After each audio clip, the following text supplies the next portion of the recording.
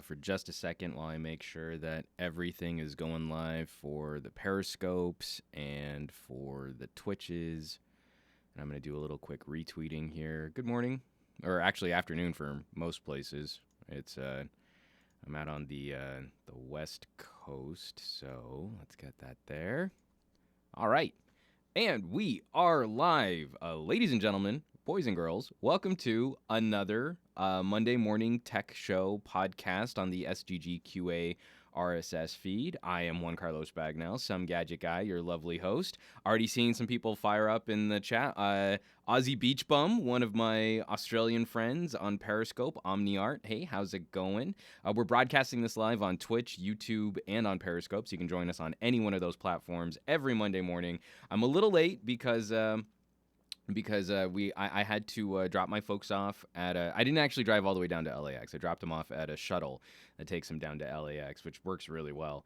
But they came out to visit. They're going on another crazy adventurous vacation, but they came out to visit, and we got to spend Father's Day together. So that was really exciting, getting to do the whole 3 generations thing with my dad, me, my daughter, and everyone. You know, you get into that kind of circular Happy Father's Day, and Happy Father's Day to you, and Happy Father's Day to you. So hopefully you got to spend some time. If you're watching this, you got to spend some time over the weekend with people you care about, and family and friends, and maybe even if not like actual fathers, but the person who was a father figure to you. If you know you were raised by a one parent, or you had a strong male figure or father figure in your life that you got to at least think about them, remember them, or honor them in some way on Sunday. I got Mustafa and OmniArt and No More Nokia. Yeah, seeing some fun folks over there in the live chat. So thanks for tuning in. Thanks for joining us. I got some cool gear for Father's Day. I'm actually wearing my new hat. My daughter picked out this hat. Again, it's that, you know, like that who's cutting onions in here feeling when your 2.5-year-old is just so proud of herself for getting you a present and getting you a surprise. And she made me a world's best dad mug, which she finger painted herself. Now, this is crazy. She's 2.5. She did this at her preschool. She was telling everybody but me what the surprise was. She had this done like a week in advance. They did like a little Father's Day thing at her preschool, and she was telling my wife, she was telling the teachers, she was telling other friends, but then she would only look at me like, "Daddy, I have a surprise for you." And then she wouldn't tell me what it is. So my daughter's already way too good at keeping secrets. At least way too good, way better than, say, you know, tragic political figures. But I got some other cool stuff too. In fact, I got the new Lego Hulkbuster. I'm gonna totally sidetrack. He's got with gear, ratchet, smashing arm action, and put it together. My daughter saw it. She got super excited. I don't know how she knows about Hulkbuster because we haven't shown her any of the Avengers films yet. I mean, she's 2.5. But she saw it and went, "Is that Iron Man and he fights Hulk Smash?" And I went, "Yeah. Do you want to see the Hulkbuster?" And she's like, "Yeah." So the first thing she does is rip his arm off. So I was really proud of her. That was well played by my daughter there. So that was excellent. I'm seeing some people in the chat saying that the live stream on the YouTube isn't working, and that's fine. We can just hang out on Periscope. I'm okay with that. Let me see. In fact, that's actually one of the little housekeepy things that we could probably chat about is some of my frustration and ire with YouTube at the moment. Yeah, I don't. It says my stream's offline. So whatever, YouTube, you're not helping me out. We're gonna keep going here. We're gonna keep going on Periscope and Twitch. So yeah, that's one of the housekeeping things. There's a lot of housekeeping. So I didn't do a show last week because I was covering E3 for Newegg, and it was a nice homecoming. I do not like having to gear up to cover E3. E3 is one of the most restrictive and punitive trade shows, if you're a smaller producer, that you can ever try to get into. The requirements are ridiculous, and it's sort of up to the whim of whoever reviews your application and what they had for lunch that day is what determines whether or not you get to go in and you're allowed in the door to cover E3 as press. Like CES, as long as you can just meet some basic metrics and they can verify that you're not some flippin' crazy jerk, then you're in and you're fine. Same thing, MWC, one of the world's largest mobile trade shows, no problems. E3, if every video on your channel doesn't have 200,000 views and you don't bake us a pie made of gold, then you can't come in. So the last couple of years, I've given up on my own personal social media metrics and my own personal audience. I haven't been bothering, and that it's kind of I have this issue with I'll take my ball and go home kind of mentality. Like, you don't want me, I don't want to be there. But Newegg was gonna cover E3. And so they use their credentials to get me in the door. And I have to say, once you're actually on the show floor, you do remember why it is that you care about gaming and you get excited about these announcements. And I got to do a whole bunch of really cool sit-down interviews with people. I'm actually going to throw on the screen share here real quick. From Fat Produce on Twitch, honestly, the only thing that made me follow E3 at all is Bethesda. I mean, there were some other really, really cool announcements. Newegg's coverage is a little slow. We still have a few more videos that'll be coming out. But Trisha got to talk about Division 2. I got to do sit-down interviews with the studios behind Dying Light 2, The Walking Dead, and Control. Some really surprising stuff. Some announcements that I wasn't really prepared for, and one of the ones that I'm really anxious and excited to be checking out is Dying Light 2. Their world building consequences engine, where storytelling elements are radically determined by individual player decisions, is one of the most ambitious things I think I've ever seen in a video game announcement. So that's definitely something to be on the lookout for. They did a whole a longer demo, a playthrough of one decision tree, and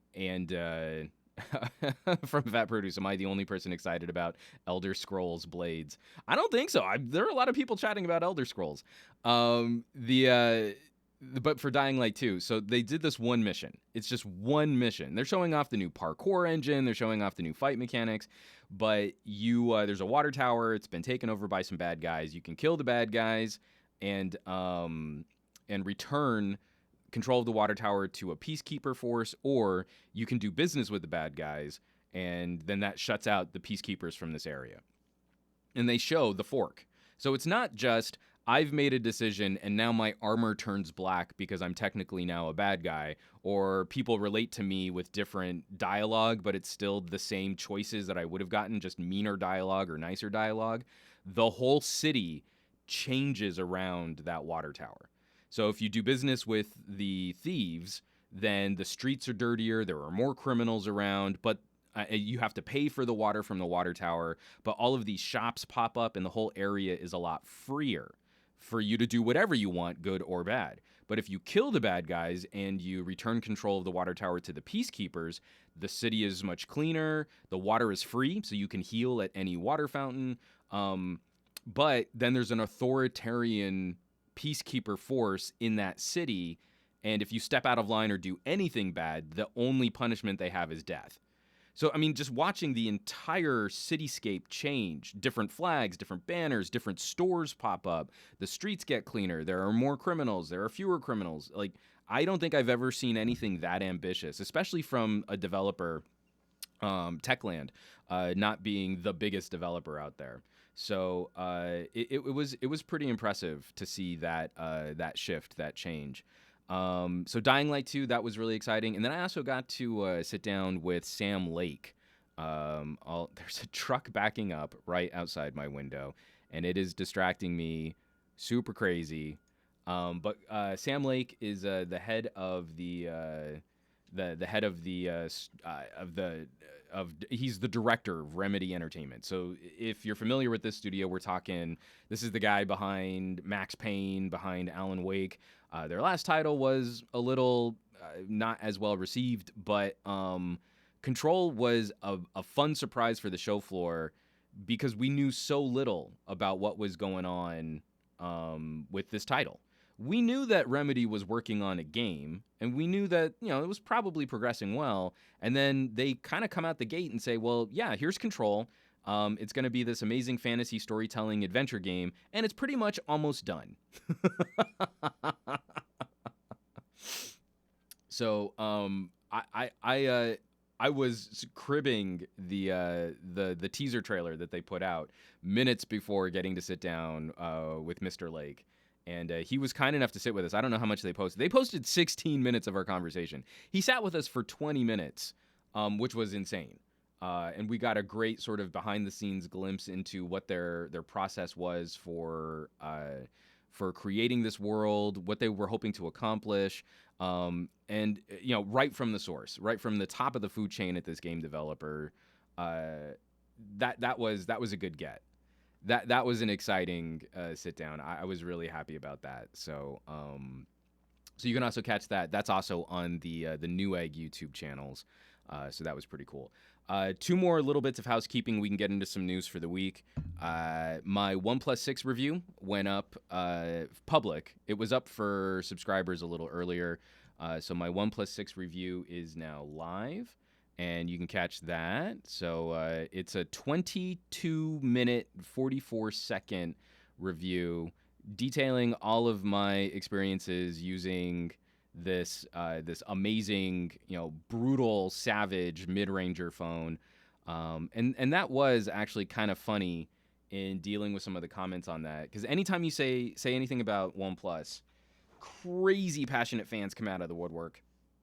Excuse me. And especially for OnePlus fans, they really don't seem to like it when you call a OnePlus a mid-ranger. So there's almost now something in me that, like, I kind of want to twist the knife a little bit. I kind of want to say, like, I think you guys are taking yourselves too seriously. But it's also really important to me to not overhype what this phone actually is. This is a hot rod phone. I have been very happy and very impressed with performance on the OnePlus 6. It's a great phone. It's a really great phone. But there are reasons to pay more for another device. And I think we also need to be intellectually honest about the current state of smartphone sales. So if there are features that you want on a more expensive phone, like an LG G7 or a Galaxy S9, it's not that the full retail price from launch is the only price you can ever shop one of those phones at. So if you were the kind of person who didn't want to have to do a deep dive or really put in some time trying to dig up what, a good sale, then I think the OnePlus 6 represents the best retail deal on the market today. Go to website, pick out phone, push buy. It doesn't get easier and it doesn't get better, a better bang for buck than what you get with the OnePlus. But if you do a little savvy shopping, you spend a little time, you're patient, you wait out a good sale or a good BOGO, it is not difficult to beat the OnePlus 6 retail price with a carrier-backed deal. So that's where we just need to be honest about what the state of this is and why the OnePlus 6 still represents a mid-range product. It's got some flagship-grade specs, but it is not designed to fight toe-to-toe at the upper end of the $800 or $900 slice of the market. So there are reasons why you would maybe want to pay more for other things if you were so inclined. From No More Nokia, I liked the G7 better, and that shocked me. Missed gestures and the cases, though.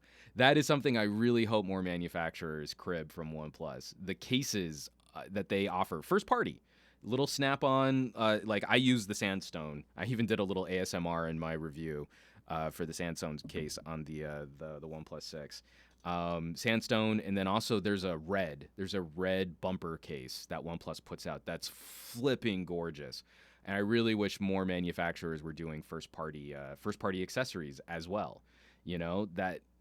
That's shocking to me. You look at like some of those Samsung cases or like the flip window cases, and they looked terrible. Puffy plastic, jewel toned. And you can get carbon fiber print, you can get wood print. It takes some of the sting off of an all glass OnePlus. From HT99, gestures are coming to all Android P phones, though. Gestures are coming. I don't like the way that OnePlus has implemented gestures. I don't know that I'm going to love Android P's gestures, but I think they're going to be a step more to my liking. Like, I don't like iPhone gestures particularly. And for me, it always comes down to how are we making the basic navigation of the phone more complicated for some of the things that I like to do, like multitasking. Right now on Android, you've got this really nice feature where you lightly tap on the multitasking icon and all your cards come up, and you lightly tap again and the last app you used popped up. And then if you lightly tap just back and forth, you can toggle between two apps just like you would with an alt tab in Windows. It's super clean navigation. This works really well. Well, on gestures on the OnePlus, you have to slide up from the bottom of the screen. So not only do you have to adjust your grip, but you have to adjust your grip in a way that you can perform a full dedicated gesture that if you miss this gesture, it just takes you home. But you have to slide up on a tall, narrow, skinny device from the very bottom edge and then pause to pop up the cards. So what was once just a pop, pop, pop, pop is now a slide up, pause, tap the app, slide up, pause, tap the app. That is not an improvement to how we use our phones. I get why we're going with this all screen, let's just navigate with gestures thing, but that doesn't make the phone better. That's not a win. So that kind of stuff really bugs me. And I'll be curious to see, because now we've got a bunch of players in anticipation of Android P kind of doing the same thing. Let's mix it up with gestures. Let's do this. Let's do that. And I don't know. I don't know that anyone's really found the killer solution for this yet. What I want is maybe something, if I have to rely on gestures, where the BlackBerry had some really interesting gestures, but they were using smaller screen sizes, so it was easier for you to get your thumb across the screen and do some of that more complex stuff.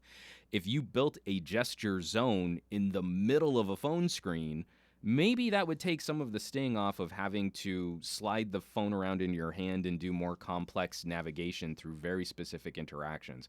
I don't know. I don't have a good solution there. From HT99, gestures feel a lot more natural, but they should be optional. Again, I agree with you in theory. In theory, we should be able to sort of swipe and move and pinch. Like, pinch to zoom is a gesture, and now we just take it as read that that's how you zoom in, zoom out. That became something very organic, but the action that you're doing to pinch in or pinch out to control the view that you're looking at is a very singular experience that doesn't impact the basic back home multitasking navigation of the device. And so far, everything that I've seen from Apple, from Android, from Google, from OnePlus, from Xiaomi, all of these things sort of overcomplicate or add an extra layer of complication to a navigation that was a very simple one-button, light touch, boom, make it done. So I'll be curious. I'll be curious to see how this improves, because I think it's just, for me, it's another data point that we've got to get away from the phone. I think it's another data point that the smartphone has kind of peaked. Now we're changing things just for things to be different. We're having to adjust to all screen devices with zero bezel, and that's not really making the smartphone better. It's making the smartphone prettier and different for the sake of being different. But again, you guys have heard me whine on about that stuff before. So it was also on the OnePlus 6 review that I seem to have found the crankiest group of my audience for me doing the Patreon gig, for me doing the Patreon experiment. And I feel like it's something that I kind of need to address, because people are frustrated, and I can kind of understand why, but it's also important for me to sort of rejoin why it is that I'm doing this, and then also to kind of point out some of the behavior from my audience that I don't think they even realize that they're sort of falling into. So most of the comments have centered around things like it's not fair. For those of you who don't know, all of my videos on my YouTube channel are public except for my deep dive camera and audio reviews. So they were called the real camera and real audio reviews on Pocket Now. But I was doing that kind of deep dive examination on my own before I joined Pocket Now. I would often call them mega camera reviews, or the best camera review on the internet, because I have no talent for SEO. Um, so, uh, when sorry, I'm reading through the chat and a couple people are having a conversation. It was pretty funny. Um, when oh, someone is actually on YouTube on this. So I see Kashan Asif. I don't know what's going on with the YouTube live broadcasting feed, but it's not working. So if you want to join me on Periscope or on Twitch, you can join me on Periscope or Twitch. So the economy of YouTube right now is in the toilet. I have never had more subscribers than I do now. I've never had better watch time. I've never had better retention. I've never had better views per month. I mean, all of my metrics are phenomenal. Before I joined Pocket Now, I think I had half as many subscribers, and I was basically able to make rent off of my YouTube traffic. Now I'm making a couple $100 on YouTube. So when I do a camera review for a phone requires driving to 4 or sometimes 5 different locations. It takes me about 3 days to collect all the samples. I'm usually shooting between 30 and 50 gig worth of photos and videos. And I detailed this in the G7 when I was talking about the G7. I had to take normal photos, AI photos, HDR photos, raw photos. I was shooting UHD video. I was shooting some samples of slow motion video. I was shooting HDR video. And then I was having to do all of that all over again for the ultra wide. So it was really like reviewing 2 cameras in one. So every single photo that you saw in that camera review is me holding still to do 1, 2, 3 regular photos, 1, 2, 3 HDR photos, 1, 2, 3 manual mode and raw photos. 1, 2, 3 AI or any other kind of specialty mode photos. Then let's hold for 20 to 30 seconds of UHD video. Let's hold for 15 to 20 seconds of HDR video. And now let's switch to the ultra wide. 1, 2, 3 normal photos. Okay. All of those different setups. If I can't monetize that, if I can't at least just cover some of my time in producing all of that content, then there's really no way I can sustain producing that content.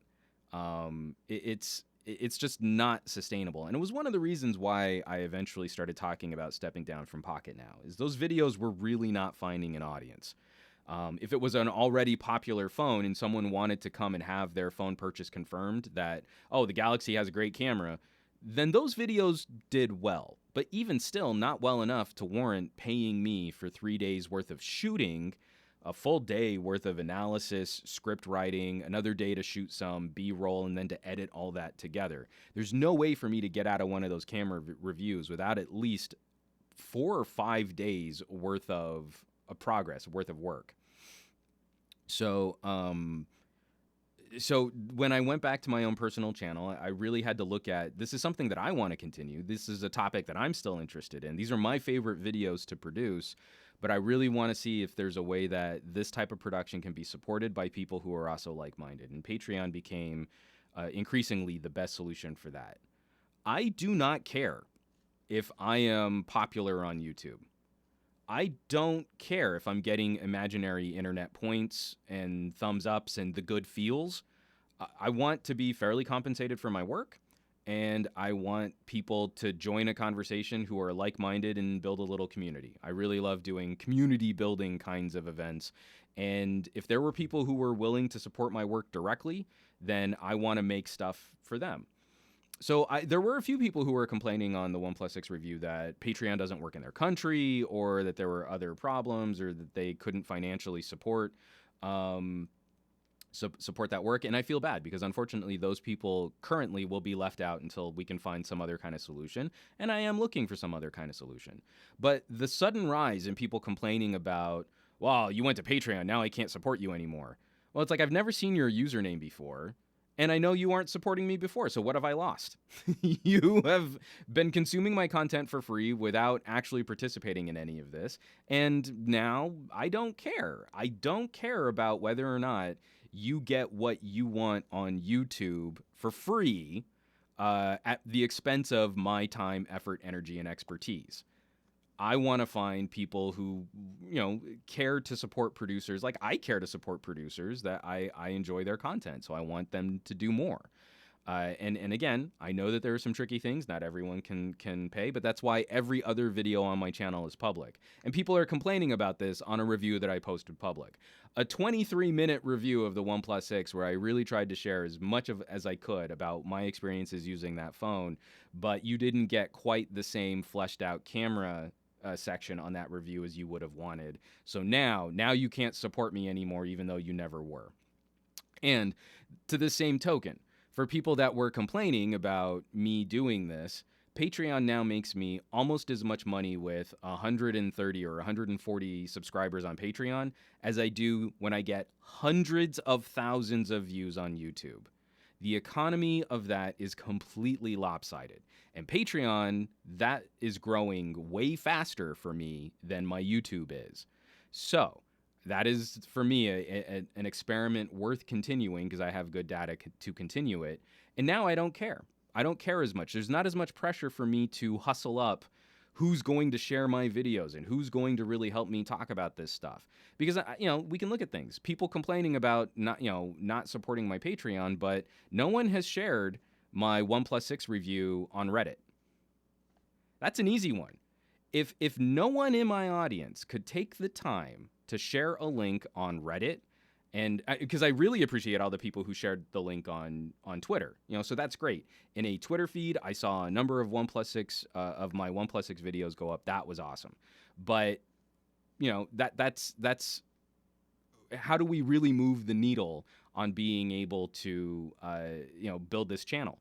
If every person who complained about my Patreon were going out to all of my public videos and sharing them on platforms like Reddit and other social news services, and sharing them on Facebook groups, and sharing them in Google Plus groups of like-minded individuals, and I didn't have to do all that heavy lifting myself, then I probably wouldn't need Patreon. I'd probably be monetizing better. But that's not what we have. So that's not going to be a thing. That's going to be a no-go for me. That's going to be a no. Thanks. I'm out. So I'm sorry to take such a sour tone on this, but that's the reality of what it takes to put all this stuff together.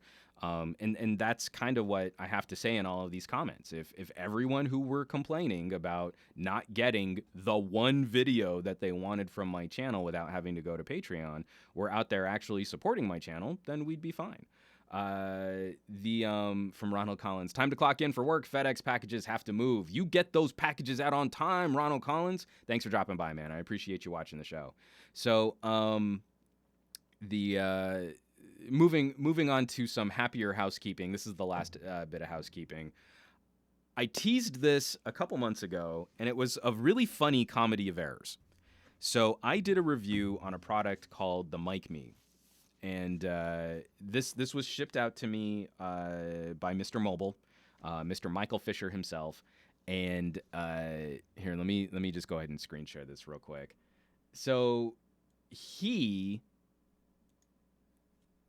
a performer. He's done some voiceover work. It's very clear in how he uses microphones and addresses his content and writes his scripts that, he's got some experience in actual legit theater production and voiceover production.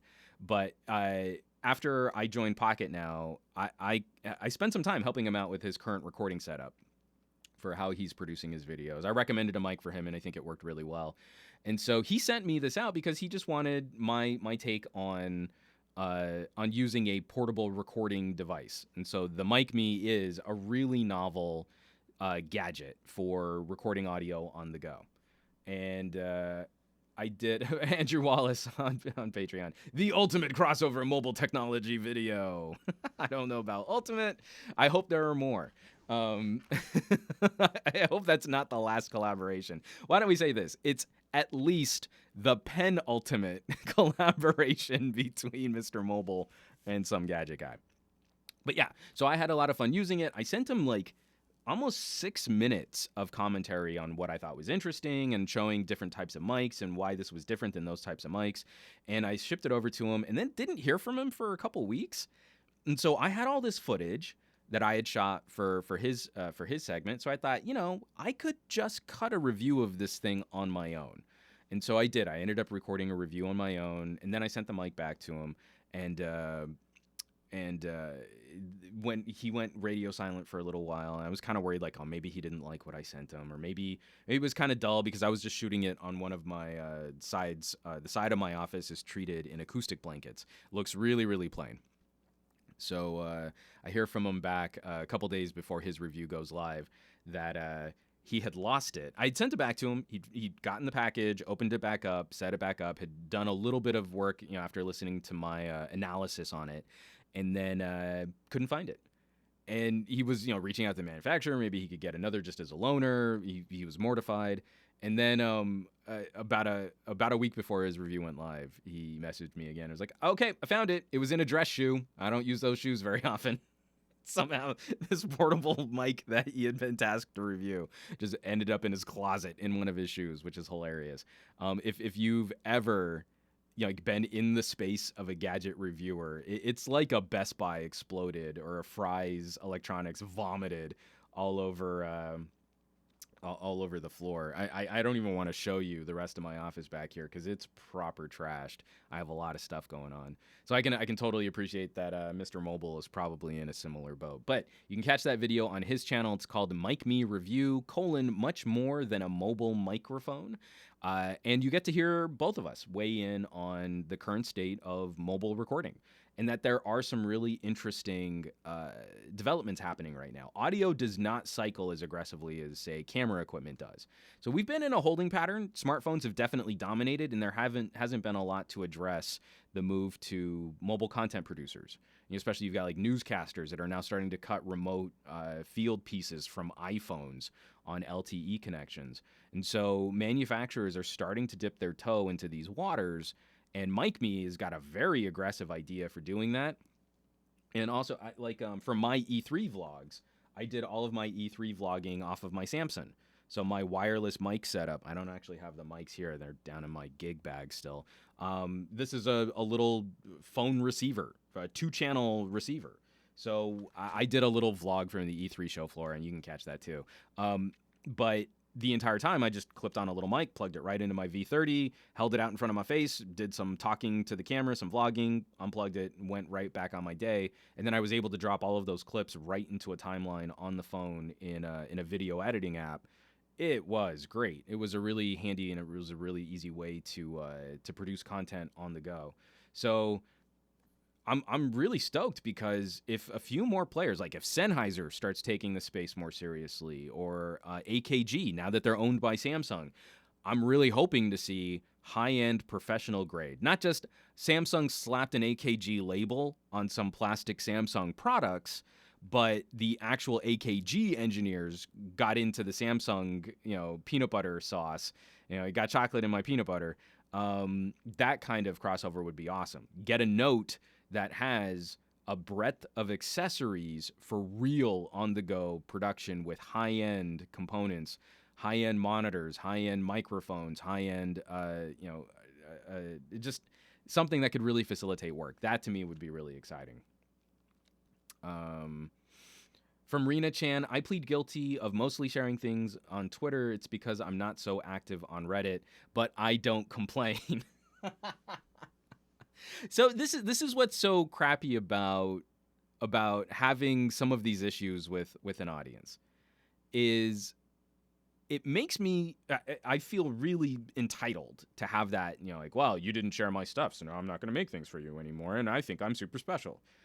But there's also something to be said for who out there is actually supporting content production.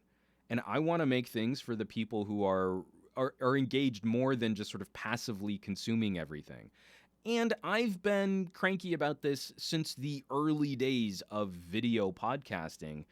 When I did a movie review show, we did not relate to our audience in the best way that we could have. We didn't know what we were doing. We were just trying to piggyback off of the Revision 3 Dignation model. 2 guys sitting in a bachelor pad on a couch talking about something cool, and you get 15 minutes of that, and you upload it to some kind of streaming service. And at that point, we were also relying a lot on downloads. So we would look at how many people were downloading our video episodes to watch and not streaming them. And you know, that's where our numbers were. So at the peak of Movies You May Have Missed, I think we were cracking 3 million total combined views and streams every month, which for those days, for Revision 3 days, those numbers were huge. We could not monetize to save our lives. I think at its most, I think the most we ever earned in 1 month, and that was more off of Amazon affiliate traffic at its peak, I think was like $120 off of 3 million concurrent downloads, views, and streams. And listens, because we also did an audio version of that show too. 2 months after we peaked at $120, some good spending for 3 people to produce a weekly show with a ton of video editing.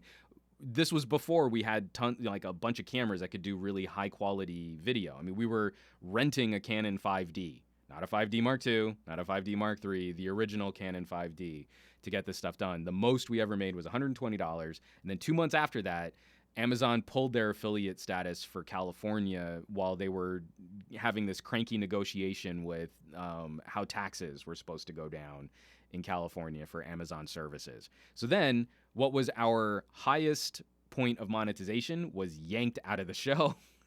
And you're like, we went basically down to making nothing. And we couldn't monetize on YouTube because we showed clips of the films that we were talking about in the review.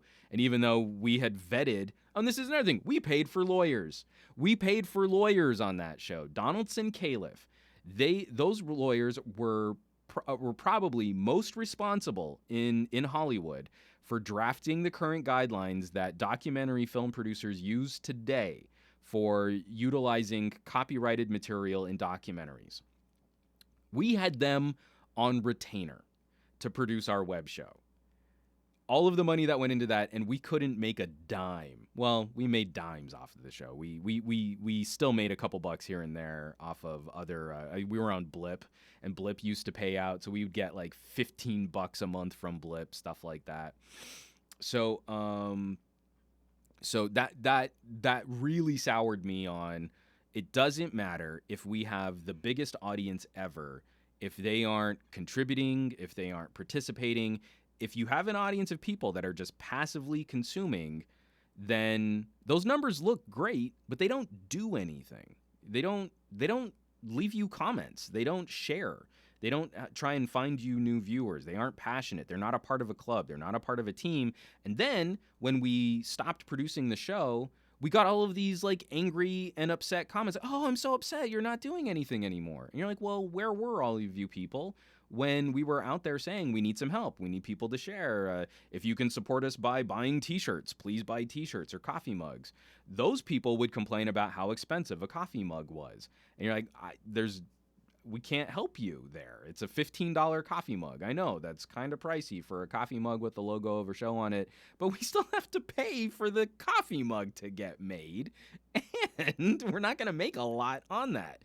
So that to me is like, I'm carrying that baggage with me into this conversation too, where again, if someone is wanting to help me build a community, I want to work with that person.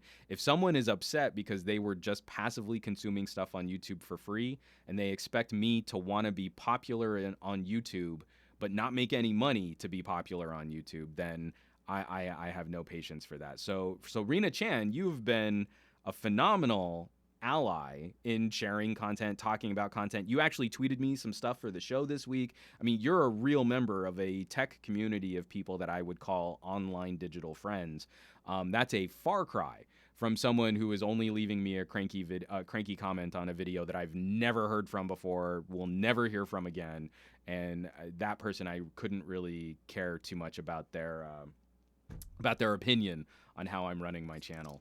We've got a bunch of questions here. This is on Periscope and on Twitch.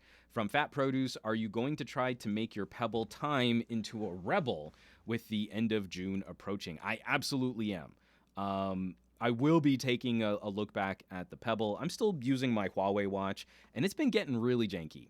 Every single update, every Android Wear and Wear OS update that I've gotten on this watch seems to have made it worse. A little bit slower, a little bit laggier, and like multiple and repeated notifications. It's distracting more than it's a benefit. And if a rebel time can get me back just to the simplicity of glance at watch, see what's going on, and then maybe also do some voice replies to texts, then I don't know that I'll need an always-on heart rate tracker, or maybe I'll just wear a fitness band in addition to wearing a smartwatch and not have to worry about notifications there. But I am not happy with the current state of Wear OS. From Aditya Anil, I am genuinely waiting for the Pixel 3 to see that pitted against the OnePlus 6. I am also. I'll be curious to see how I go about doing Pixel 3. I don't know that I'm going to buy one right at launch. I've had very poor experiences with launch Pixels. The Pixel XL that I got had those lens defect issues, terrible audio. The screen was good, considering, but the phone just didn't feel like it was really built well. And then my Pixel 2, my wife was going to keep the Pixel 2. We bought one because Google doesn't send me. Google doesn't care about me, and I complain about YouTube too much.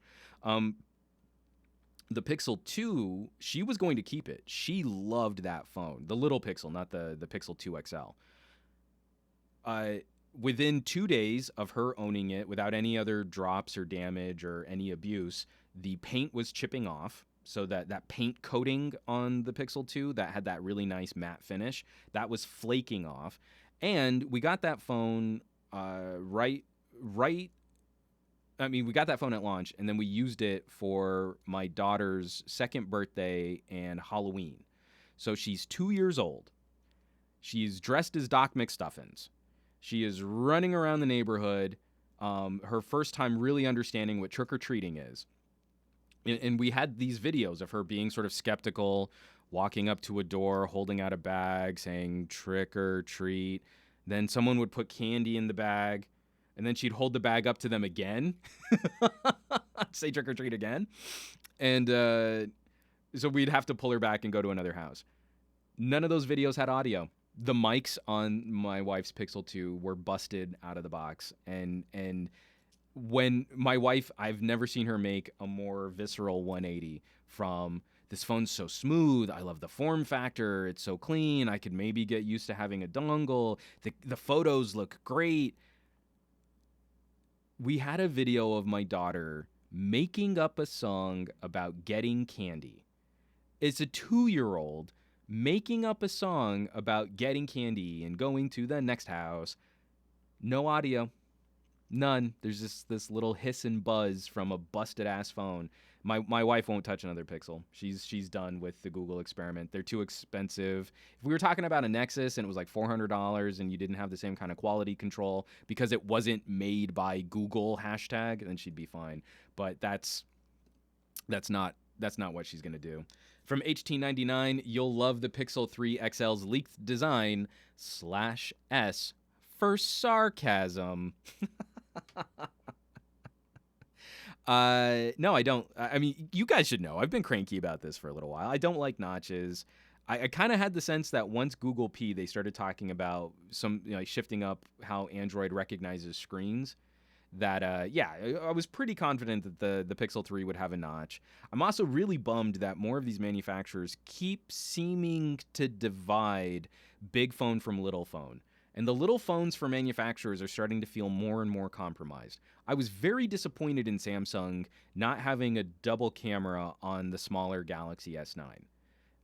That's not okay. If you're going to call something a Galaxy S9 and an S9 Plus, then the only differences should be screen size and battery. The only differences should be screen size and battery, and they should be the same phone. But Apple can get away with it, so now everyone else can too. And the Pixel 3 XL is going to be this all-screen, really progressive, screen's got a notch, probably all the top-end features in the larger battery. And then the smaller one's going to probably be more of a gimped 16:9 regular phone.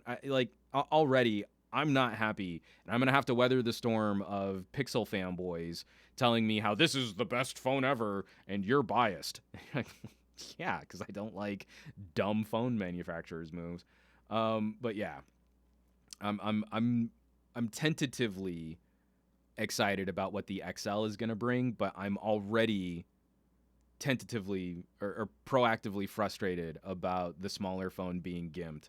And I want a premium small form factor option. And even now, that's like a 5.2 inch screen is maybe the best I can do for a smaller phone, and even that will feel like it is a lesser than device than the larger phone. I'm just not happy about this. From Rena Chan, hopefully dealing directly with Foxconn, Google will have some better quality control. I am hopeful for that, but this is also why I brought this up at the beginning. Like, I might not buy the phone at launch. My channel is not blowing up so much that I need to have that first buzz. I'm riding the initial wave. I'm going to be on the pulse. I'm going to break news on my channel. I don't necessarily need that. So if I come back to the phone in the second batch of Pixels, I think I'll have a better representation of what Google can really do. Their relationship with Foxconn is new, so while Foxconn will probably give them more consistent QA, this is also one of the first working relationships of this type, so I'm nervous that the first batch might have issues just because they'll be working out all the kinks of how does Google do business with Foxconn in this kind of a manufacturing system. So I don't know. We'll have to see. I need that. Sorry, who tweeted that? No more Nokia. I need the bias soundbite from Jules. Bias. No, I actually did do a whole video on my personal bias, so I can keep pointing to that. Let's see. Aditya Anil, single camera on S9 puts it at a lower tier than OnePlus, leading to S9 Plus and OnePlus 6 comparisons only possible.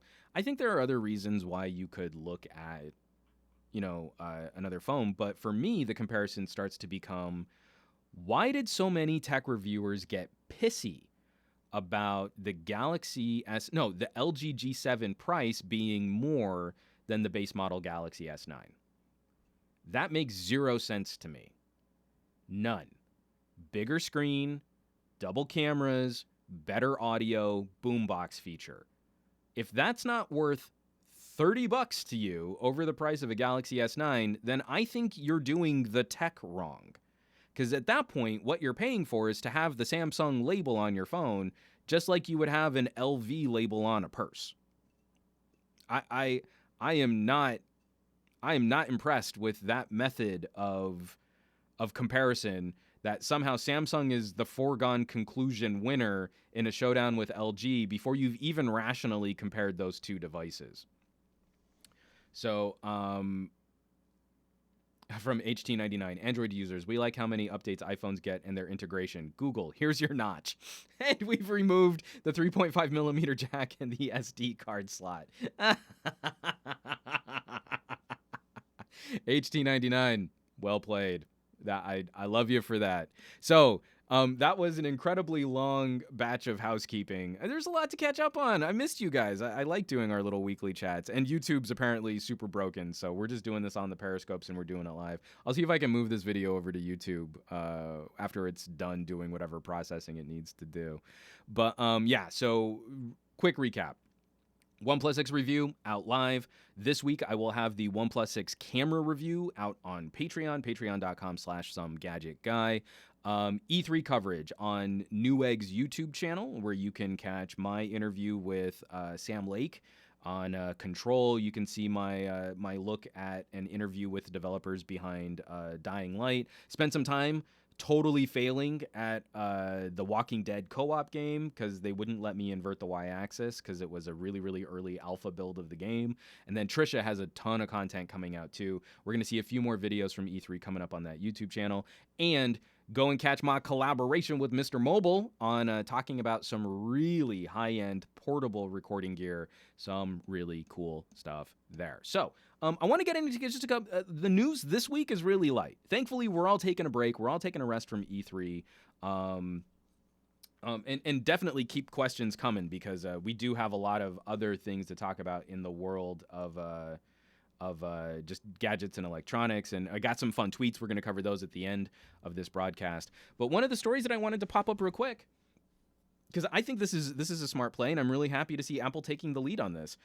I've been complaining about Apple so much lately that I'm happy to have something that I think is a positive. Excuse me, I got some burps here. I'm going to take a quick drink of water, but this is iPhones on iOS 12 will automatically share precise location data during 911 calls in the United States. So this is from Mac Rumors. Apple today announced that starting later this year with iOS 12, iPhones will automatically share precise location data with first responders during 911 calls in the US, helping to reduce emergency response times. Huge step in the right direction. Awesome step in the right direction. It takes our government agencies and it takes our bureaucracy so long to recognize when an early trend has become normalized. Look at the circles of people in your friends and your family. How many of them have overwhelmingly switched to an all smartphone kind of communication? How few of them are really using things like landlines, and how landlines aren't even really landlines. They're like web phones that go through your cable router now. This finally acknowledges, this is a step from Apple that finally taps into the various and different systems that 911 operators are using to say, it's way more important for you to be able to pull data from this phone call coming in addition to the call itself. And that we're finally seeing the resources and the infrastructure on the first responder side, that they're finally being given the tools to make sense of this information. So that hand in hand, that the U.S. is really slow for all of this, like United States exceptionalism. We're super slow at picking up on this stuff. And now that we finally are, I think this is going to be a huge benefit, a huge boon. From Rena Chan, Huawei has it for the European system already, but the system is not live in the Netherlands. Again, it's tricky stuff because you need to agree on a standard. You can't have only one company overly manipulating how the standard is implemented, and then you've got to work on a ton of government-funded equipment, which means you've got to take bids, you've got to work with contractors, you've got to rip systems up, but then make sure that they're also as near mainline with as little downtime as possible because of the community having to rely on those systems. And when you're having those kinds of conversations in a climate of government can't do anything right and why should I pay taxes, it's really difficult. So I'm really happy to see Apple incorporating this directly into iOS 12. It's super meaningful information. It should help move the needle on actually getting to people and helping people. And once Apple does something like this, more manufacturers will follow. So that to me is also that's going to be a huge step in the right direction. From Rena Chan, we need IP-based system for text and video. Video will help to understand the situation. Text will help on situations where you can't make noises. I agree. It's like we've got to take our victories where we find them, but that never means we should back off and say, okay, well, yeah, that pie's been baked. We're all done. This is an ongoing evolution of how we make sense of the world, how we relate to each other. And this, to me, is a huge step in the right direction. But that doesn't mean that this is the end of the journey. We have a lot more that we could be doing. We have a lot more. To do. Another fun little bit of news. This is coming from Google, from Android. This just popped up in my Twitter feed. A bunch of people are talking about it. But if you use Android Messages, if you use the Messages app for your text messaging, now you can link up and you can get your text messages on the web. So again, something that if you've been using services like Google Voice, you've probably been taking this for granted for years now. I can't tell you how nice it is to pull up a conversation, a group text, or a conversation with my wife while I'm doing some other work, not having to go to my phone, go directly to a web browser and type a reply on a real mechanical keyboard with my Cherry switches, as opposed to always having to sort of disrupt or distract more what I'm doing on my desktop by going to some kind of mobile device. So this is great. Go hook it up, go sign it up. And if you're on Android and you're using, say, a manufacturer's app, I would consider checking out Messages, not just for this, but for RCS support. So if you want Google's implementation of rich messaging, which will hopefully be a new backbone for communication, which is better than iMessage, then I would seriously recommend checking out the Messages app. I think it's nice. I think it's really clean, simple, straightforward to use. And now I'm stoked that it has support for this. Again, something that I've been taking for granted on Google Voice. I'm still going to stick with Google Voice, and I really like the new Google Voice update. It looks like the Messages app is now a lot closer to Google Voice than it used to be. So that to me is good progress. From Fat Produce, Android messages improving is nice, but the lack of encryption worries me. That's definitely something to be concerned about. But I would also say, as an adult, if you can cherry pick, or if you can sort of consider what potential risk you might be engaging in, then I don't know that the risk is so severe on Google's text messaging app that I would not consider it as one solution. But if you're doing like government or business grade communication that needs that kind of encryption or security, I would maybe say, how about you don't use text and you go to some sort of server infrastructure, something vetted by your IT department that can guarantee you a higher tier of protection on your communication. Fat Produce stopped using web-based text forwarding when coworkers saw a private message between my girlfriend and myself. Hashtag sweaty palms. Oh, you and your sweetness getting into some private communications, Andrew. From Rena Chan, all in caps, hangouts. Yeah, I really wish Google would come back to their senses on their bifurcated and trifurcated and quadrifurcated messaging platform, messaging strategy, because I would really love to see them just come, Allo, Duo, meh. I can't be bothered to try and convince people to call me on Duo. I've even gone, for a lot of my family, I've even gone back to Skype. Just like, it's been around forever. It'll be around forever. We all generally don't like it, but we've been able to count on it. So at least we know it's getting updates and support, new features. Sure, it's not going to be a social network. Stop making me try and treat it like Facebook or, something like that. But yeah, I haven't been impressed. From Vinny Madrox, Samsung Messages app already has RCS with other people on Samsung devices. I can see when my son is typing, get read receipts, etc. From Rena Chan, Duo has good video quality though. WhatsApp video sucks. And again, WhatsApp, they're not as bad as like Snapchat, but I don't know that any of those third-party messaging services have supported Android nearly as well as iOS. So for Duo, I don't see where there's anything so special about Duo that they couldn't incorporate that kind of compression and streaming into Hangouts. So why not just give us the better quality of that built into the messaging service, which is still probably most popular from Google? Again, it's getting trashed by Facebook Messenger, I'm sure, but out of all of Google's offerings, it's probably still the most popular. So just make that better instead of trying to move me to a different app, which then means I have to move all of my family and friends to a different app. But Vinny Madrox, for Samsung messages using RCS, I'm really hoping, and someone please tell me about this, because like I didn't get to spend enough time with the S9 to really see if this was going to be the case or not. And like I said, I've been using Google Voice for so long that I probably wouldn't have tested it extensively anyway. Is if that RCS setup on a Galaxy works cross-platform. Like, I would love to see if you are texting with someone who is using the Google Messages app with RCS support and you have the Samsung app with RCS support, are they communicating with each other, or is this still a proprietary system like iMessage, where Samsung people can see other Samsung devices like iPhone people can see other iPhones, or is this really going to be a global improvement for everybody? And that to me is one of the concerns. Why I would be willing to move people off of their preferred messaging app to say, like, Google Messages, you can install it on anything. You don't have to worry about compatibility issues. This should work really well for you.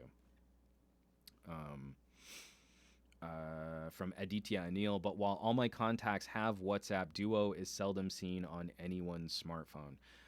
I just got a notification that my buddy Andrew at Fat Produce installed Duo, and now I can make Duo calls with Andrew. Like, one. I've got one friend now, one extra friend this month. That was the only notification I got from Duo. Google, stop trying to make Duo happen. It's not gonna happen. Rena Chan, RCS should be a global thing, and Huawei is also implementing RCS with EMUI 8.1. Vinny Madrox, that I don't know. I do know my mother, which uses an iPhone 6S, doesn't give those features in our text. So I'm not surprised that Apple isn't playing ball. iMessage uses their own proprietary protocol. It's really ham-fisted approach to doing instant messenger style communication, which falls back to text messaging. So I think it'll be a while before Apple joins the rest of the world with true global support for RCS. But one of the things that's messing up RCS is everybody is trying to make their own flavor of it. So carriers are getting involved and trying to manipulate what RCS can and can't do. And Google, I think, was right to push forward with their Messages app to try and say this could be a standard. We could make it a true standard that one company doesn't have too much control over. So that's what I'll be curious to see. Like for Vinny, if you know anyone who can test this for you, I'd be very curious to see their experiences. If those features work cross-platform or work between Samsung's implementation of RCS and Google's implementation of RCS, because that would be huge. Then I would be like saying, oh yeah, keep using the Samsung Messages app and watch. And when I text you, you can see, and this is great. And oh, I've got it too. And I would be very, very excited about that. We've got a couple other news stories here. I don't want to spend a whole lot of time on them because there's some downer news. And then I want to get to a few of the tweets that I got leading into the show. So we were talking about my misadventures in producing content, like the Movies You May Have Missed podcast from way back in the day. That show got savaged by Google's Content ID for having. I just got a text from my mom and my wife. Goal. Yeah, I'm getting updates via text messages on World Cup action right now. The games over the weekend were freaking phenomenal. Great upsets, and Mexico Germany was a blast to watch. But anyway, I don't want to talk too much sports ball. In dealing with copyright and these other issues, it's always fun to watch someone think they know how the system works, then shoot themselves in the foot. And so this comes by way of boingboing.net.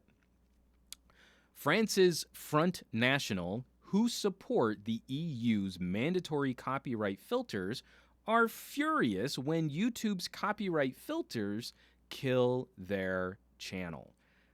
There's just such a beautiful taste of schadenfreude over people who don't know what the fuck they're talking about get burned by the fact that they don't know what they're talking about. On June 20th, an EU committee will vote on mandatory copyright filters, the idea that everything that gets posted to an EU service should be checked for copyright violations by a machine learning system that will decide what gets published and what gets censored.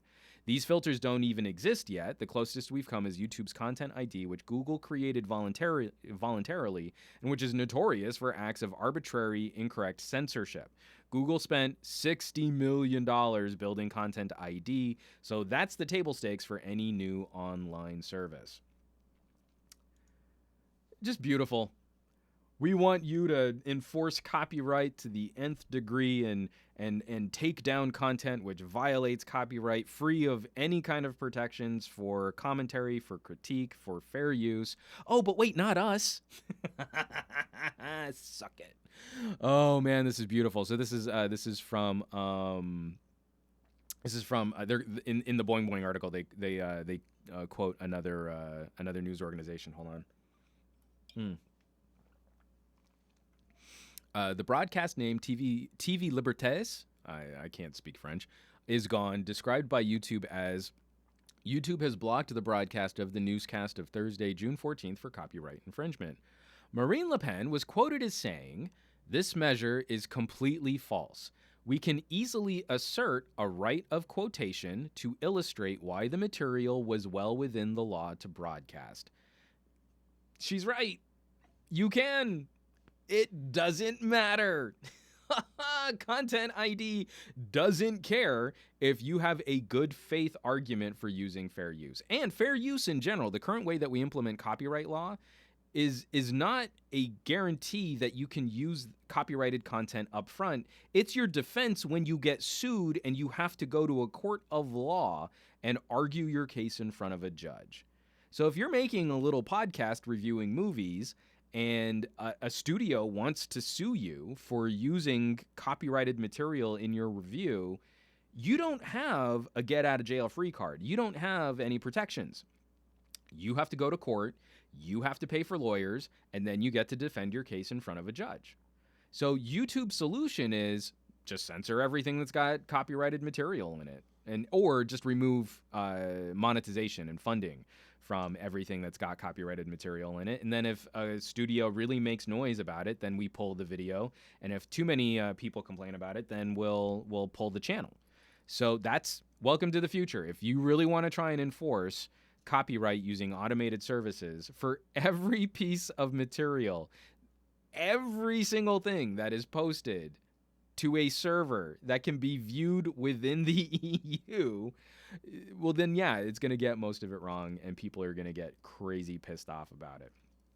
So, again, know what you're supporting before you go out there and start supporting it. This is just a wonderful, beautiful example of how that kind of an initiative will blow up in your face. Awesome. Just awesome. I love it.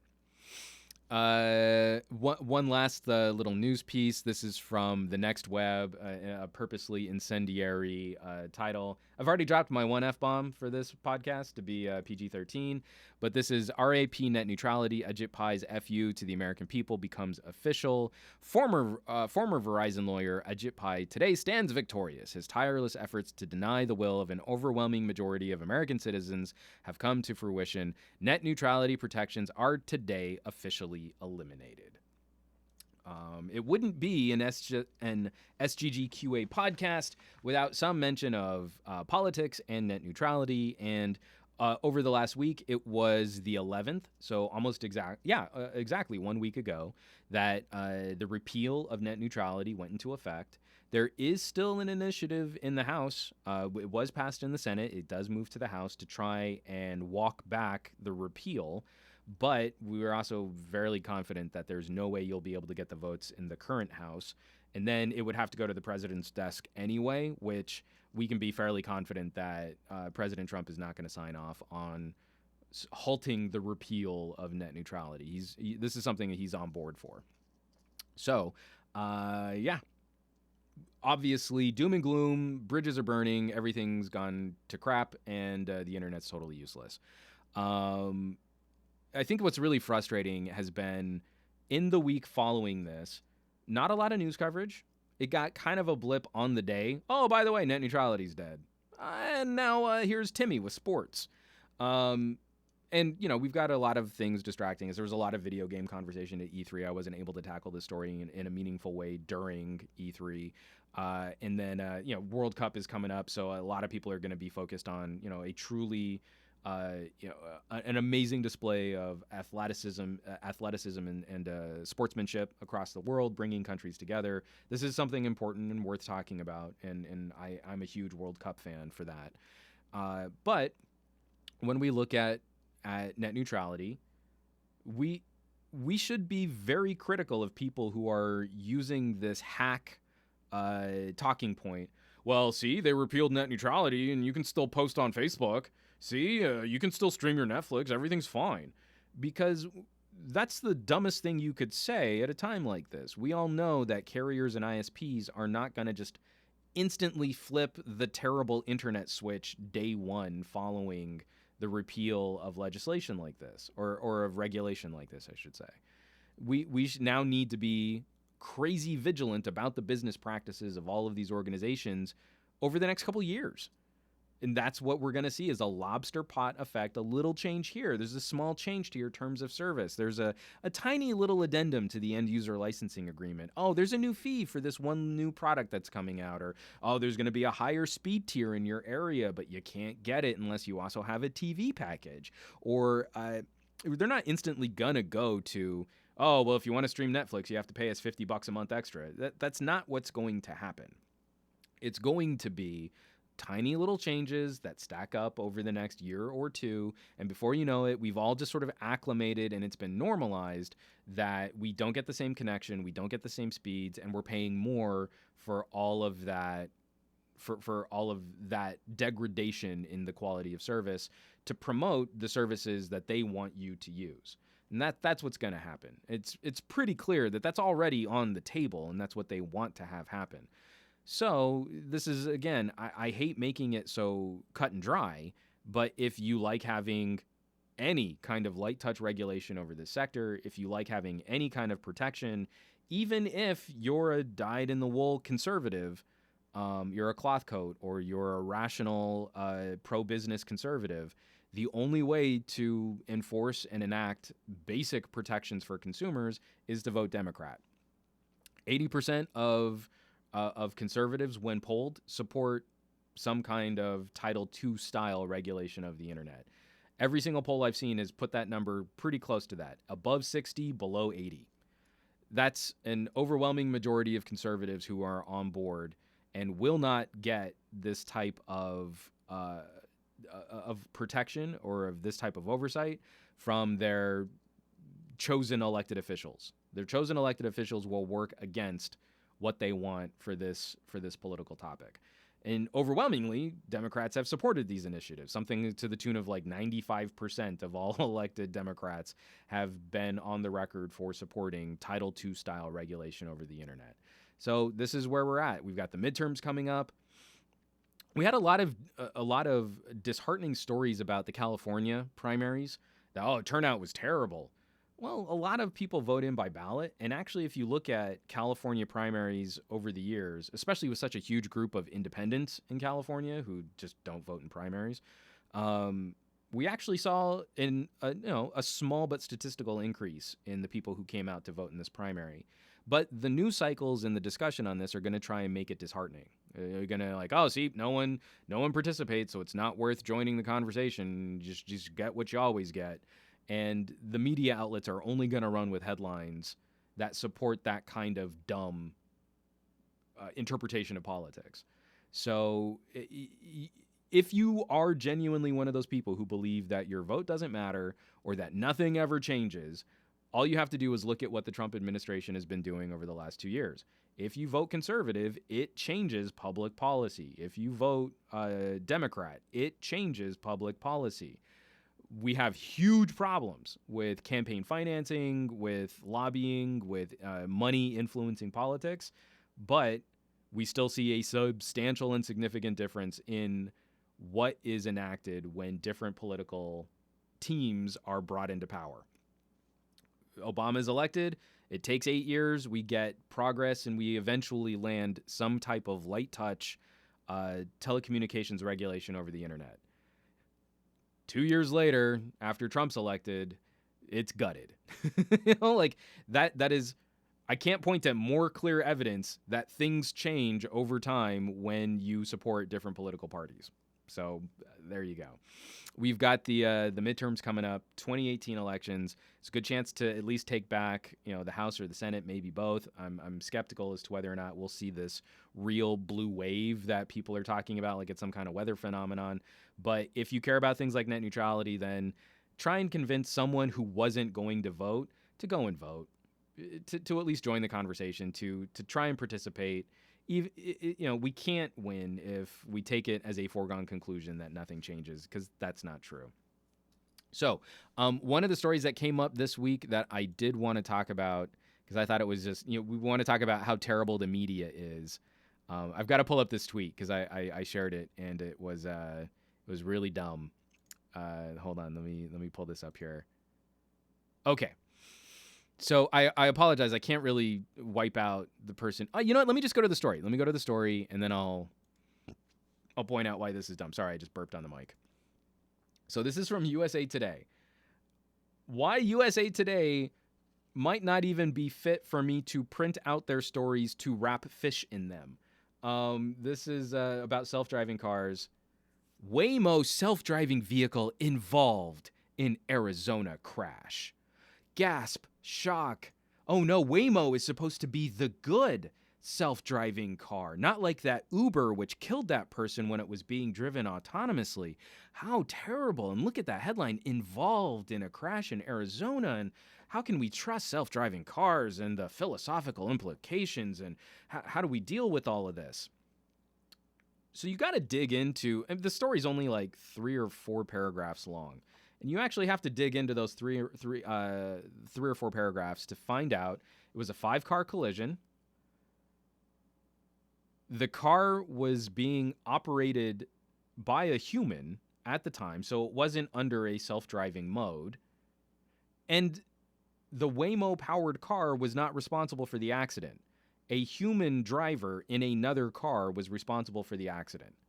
So this is a non-story. Car gets in accident is the story. Just like it happens hundreds, if not thousands of times per day around the world, one human operating a motor vehicle has collided with another human operating a motor vehicle. News at 11. This is getting ridiculous. You wanted the clickbaity techie headline, self-driving car got into an accident, and you know that this story will be shared just on the outrage or the shock or the panic or the FUD of self-driving autonomous vehicles being in the headlines a whole bunch. And you know that people are going to share it based on the headline. They're going to go and have their preconceived bias confirmed that self-driving cars are just not ready yet. They're just not ready for prime time yet. We need to slow this down and stick with our normal human-powered internal combustion engine vehicles, and we can't switch to an electric infrastructure. That's going to be too difficult, and there's all the money, and I'm going to whinge on about it and have concerns. I've got concerns. But you wouldn't have concerns if you actually read the article, but that's not what USA Today is trying to do. USA Today is just trying to capitalize on SEO and clickbaity BS, and they're probably doing really well. I don't know. Do they keep metrics or shares or anything on there? Oh, and this is hilarious. So if you go to the story, they have a whole series of links on other self-driving car news, and they've got a whole list. May 31st. Uber CEO wants to restart self-driving tests. Waymo will add up to 62,000 FCA minivans. But then May 29th, Tesla, Uber crashes spotlight automatic emergency braking. May 29, warning drivers, your car can cruise on its own, but you're still responsible. They have a list of links, 1, 2, 3, 4, 5, 6, 7, 8, 9, 10, 11, 12, 13, 14, 15, 16, 17, 18, 20 links all about how terrible and scary and life-threatening self-driving cars are. If USA Today were at least weekly posting statistics on the number of people hurt and killed in traffic accidents because of human drivers, because of negligence, because of intoxication, because of distraction, the numbers would be incredible. And our human primate brains would instantly tune out that information because the numbers are so large, we cannot wrap our brains around thousands and thousands and thousands of people being hurt or killed on the regular because of the automobile, because of the car. We are overdue. I cannot wait for self-driving vehicles to get here. They will solve so many problems.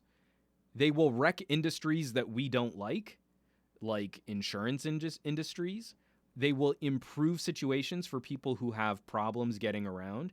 If you have grandparents who shouldn't be behind the wheel of a car but still need to get around in their communities, self-driving cars will fix that. They will improve so much infrastructure.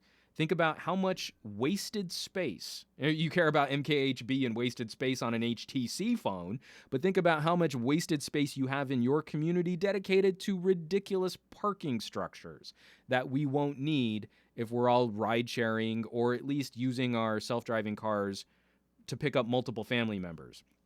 I could have one car, send the car off with my wife to drop her off at work, have it come back home, pick me up, go to my daughter's school, help her get in and pick her up from school. Like, we would only need one car. It could do all of the commuting that we normally need 2 cars for.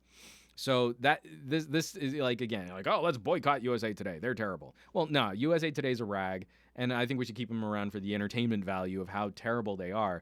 But this kind of crap is what we have to get out of the way. What we have to chew through, just so that people have at least some understanding of what's really happening and why some of these headlines are totally specious and completely counterproductive.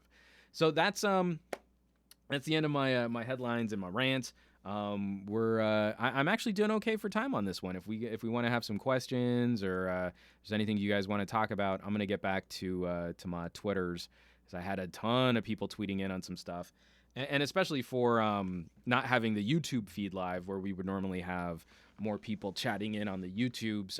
Thank you so much for sticking with me on the Periscopes, guys, because I know that it's not always the most fun if you're watching on YouTube or on Periscope, especially from a phone, where normally people shoot in portrait, not in landscape.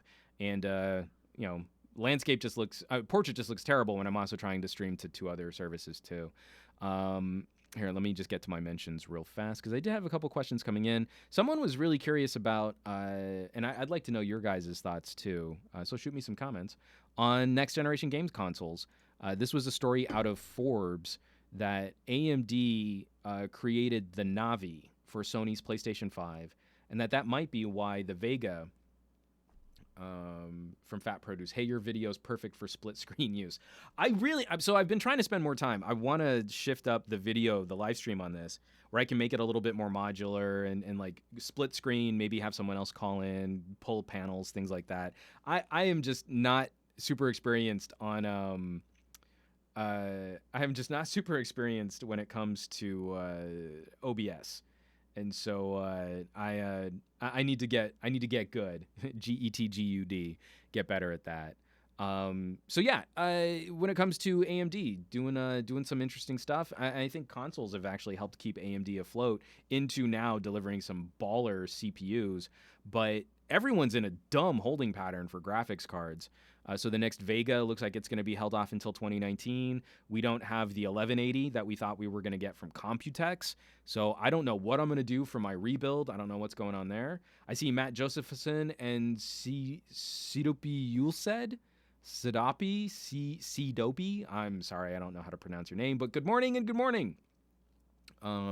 So AMD, I'm really curious. I kind of want to pull the trigger on an all AMD build. A Threadripper with a Vega.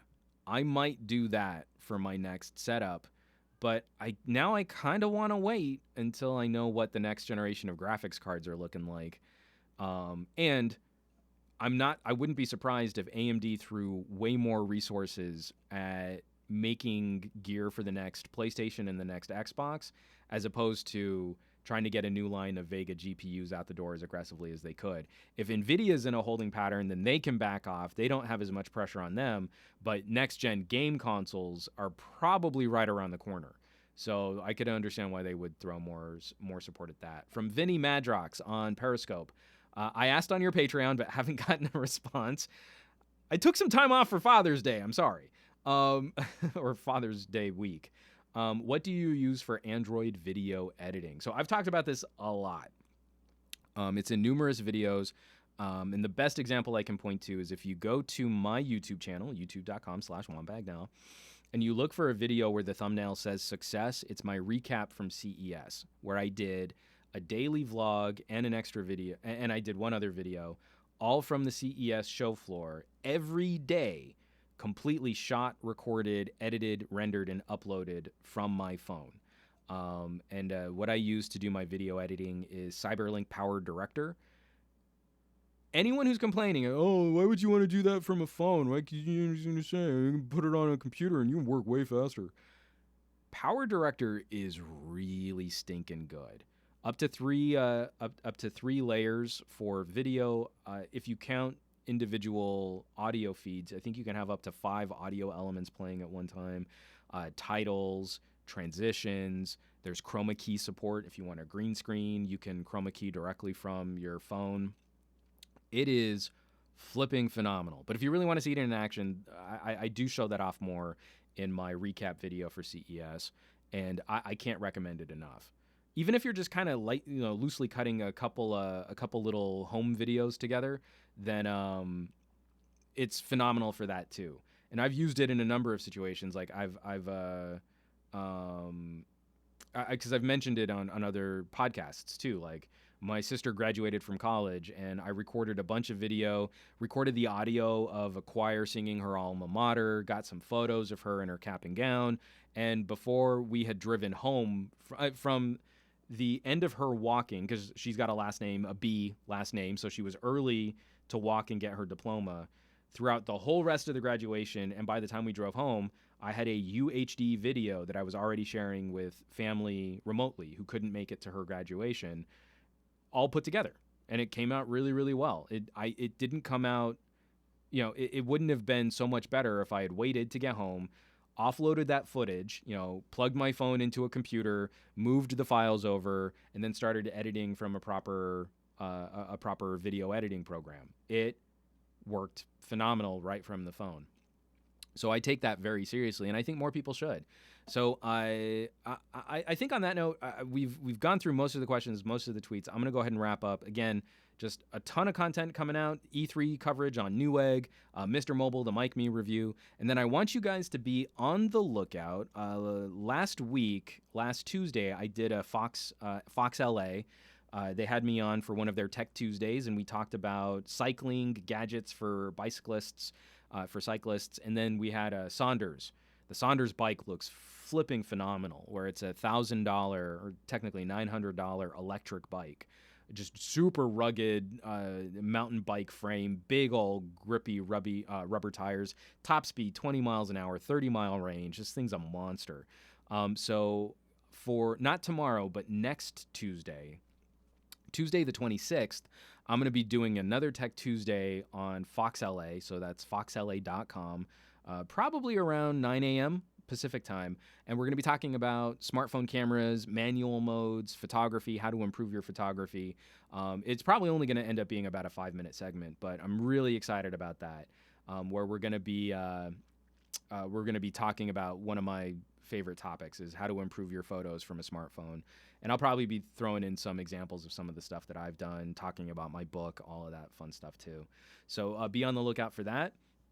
I'll be posting more links to that as we get closer, obviously, because I'm a whore for self-promotion. And you should also check out my Patreon. So yeah, patreon.com/SomeGadgetGuy, where this week my OnePlus 6 camera review will be going live. The OnePlus 6 audio review is already out there. The LG G7 camera and audio videos are out. And I'm hoping, fingers crossed, I'm hoping this week I'll also be getting the new BlackBerry. So I'll be joining all of those YouTubers who have already been fronting the BlackBerry Key 2. I will be under an embargo for any kind of major review, unfortunately, so I won't be able to get anything out for probably at least a week and a half. But I'm hoping I'll pick it up this week so I can start sharing some of my early thoughts on the follow-up to the Key 1, which was one of my favorite phones from last year. And I'm so excited that TCL and BlackBerry are doing a follow-up. So, Fat Produce, BlackBerry click goodness. I love the little clicky goodness. It is such a good feeling for a communications device. Clicky from Fat Produce. Dude, so Andrew Wallace is my buddy. He helps me co-host the Geek Book Club, which we're going to be doing next week. We're going to be talking about Station 11, which has just been such a beautiful book to read. It's so good. But dude, you are having all kinds of typing problems on Twitch right now. Like every one of his messages on Twitch has had some kind of like, oh wait, that was a typo. No More Nokia. I'll check out the Patreon. Have a good one, Juan. Excited to see the BB Key 2 stuff. Thank you, No More Nokia, again, in helping to spread the word on these videos. we could have a legit conversation about what we could do to not have to use Patreon for content producers. But for the meantime, that's where I'm going to be trying to build some community to properly support this production. From Aditya Anil, ooh, BlackBerry Key 2, another Mr. Mobile collab in the making. I'm talking to him about doing a follow-up video. I really liked working with him when he was at Pocket Now. We had a little carryover before he left Pocket Now. I loved working with him then. And just coming back to this collaboration on the MicMe was a really good feel. There's a lot of stuff that we disagree on in a way that every time I have a conversation with him, I walk away with more respect for why he has the opinion that he does, even while I still disagree with it. And there are very few people on this planet that I feel do as good of a job of telling a story about their experiences, but then also having that respect for, you know, we can have differences of opinion, or we can perfectly agree and walk away from this having a richer insight into what it is that, you know, what it is that person likes and what that person doesn't. So, Fat Produce, apparently I have flippers for hands. Dude, it's all good. I just thank you everyone for joining the conversation, for watching the stream. I'll figure out what's going on with YouTube. I don't know what the problem is. It's probably because I tried to do some YouTube gaming stuff and that stream turned into a dumpster fire too. I am not happy with YouTube. They're making everything way harder than it needs to be. So, folks, definitely be on the lookout for future videos coming out on this channel, some camera coverage coming out on Fox. FoxLA.com next week, the 26th. Newegg, we're going to have another episode recapping E3, talking about some other cool gaming news this Thursday, 10 a.m. Pacific time. And missing something. I don't even know what it is. There's just so much going on. So thank you all for being on board, for helping to support the channel, for spreading the word, sharing on services like Reddit. If you want to help make the YouTube situation better, you can. If I don't see a post on Reddit, that means people don't care about sharing my stuff. So then I have to go to where people care about enjoying my content instead of just randomly producing for nobody. And you guys know where you can find me around the rest of the internet, at SomeGadgetGuy on the socials. Catch me on the Instagram for camera conversations and pretty pictures of flowers. Twitter, if you just want to complain about political stuff, I'm always game for that too. And I will catch you all next week on the next SGGQA podcast, Monday Morning Tech Chat show. Be well, and I hope you have a great start to your week. Let's talk some tech real soon. Let's do it again.